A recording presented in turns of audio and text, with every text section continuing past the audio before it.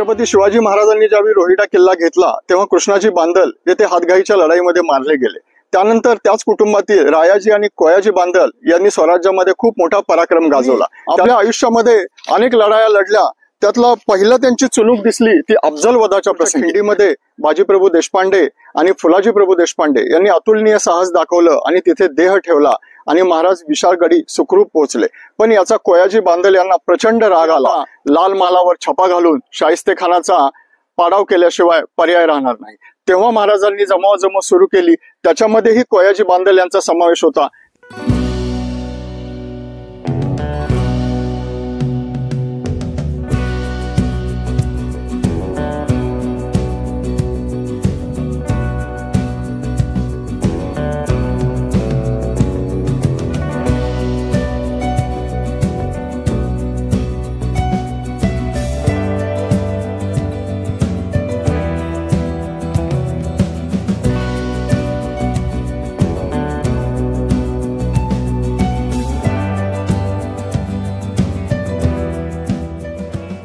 जय शिवराय मंडळी, डॉक्टर प्रसाद ट्रॅव्हलिंग या YouTube channel मध्ये तुम्हा सर्वांचं पुन्हा एकदा स्वागत। मंडळी, छत्रपती शिवाजी महाराजांनी ज्यावेळी रोहिडा किल्ला घेतला तेव्हा कृष्णाजी बांदल येथे हातगाईच्या लढाईमध्ये मारले गेले।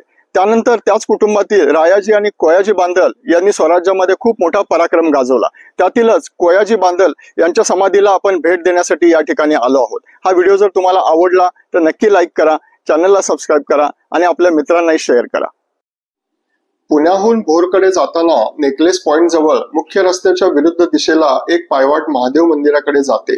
याच मंदिराच्या बाजूला छोट्या टेकडीवर हा योद्धा विसावलाय।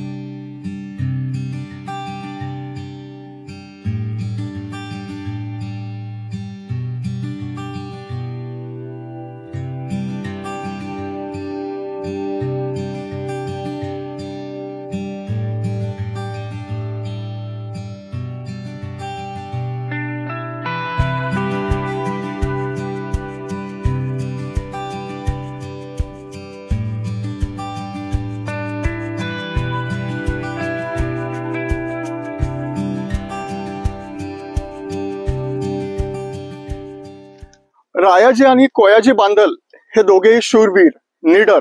त्यांनी आपल्या आयुष्यामध्ये अनेक लढाया लढल्या, त्यातला पहिला त्यांची चुणूक दिसली ती अफजल वधाच्या प्रसंगी। अफजल खान ज्यावेळी स्वराज्यावर चालून आला तेव्हा बांदल सेनेने खूप मोठे शौर्य दाखवले। त्यांनी अफजल खानाच्या सेनेचा धुव्वा उडवला। याची संधी घेऊन छत्रपती शिवाजी महाराजांनी त्यावेळी आदिलशहाचा पन्हाळा, विशाळगड असे बलाढ्य किल्ले ताब्यात घेतले होते।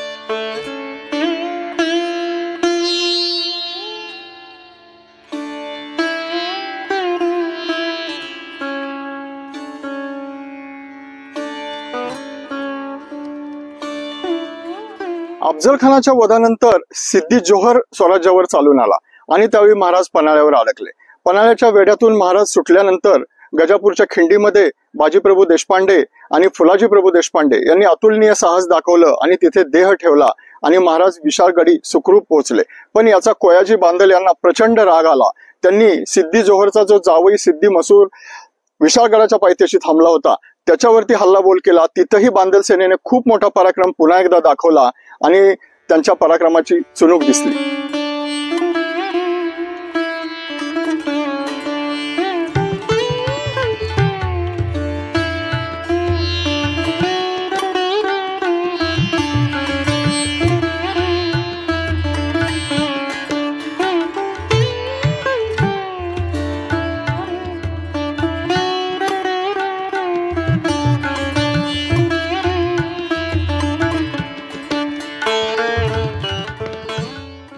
शाहिस्तेखानाचा सरदार कारतलब खान याला उंबरखिंडीमध्ये चांगला तडाखा दिला, तरीही शाहिस्तेखान मात्र प्रजेला त्रास द्यायचं थांबला नाही। डोंगरी किल्ले घेत बसल्यापेक्षा त्याने पुण्याच्या आसपासची गावं जाळणे, प्रजेला त्रास देणे हे चालूच ठेवले।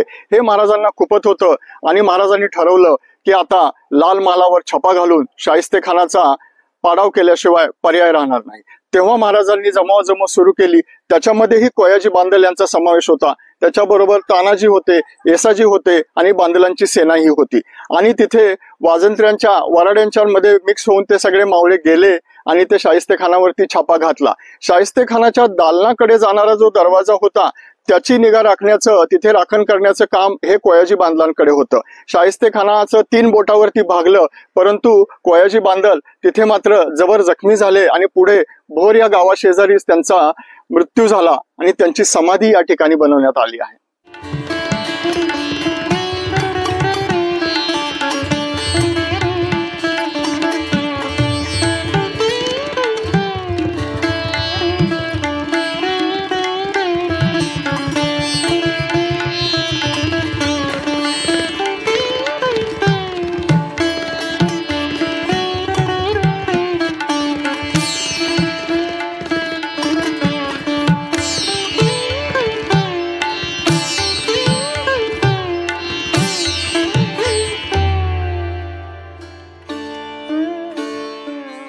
आपल्यासारख्या इतिहासप्रेमींची पावलं इकडे कधी वळतील या प्रतीक्षेत हे स्थळ आस लावून बसलंय.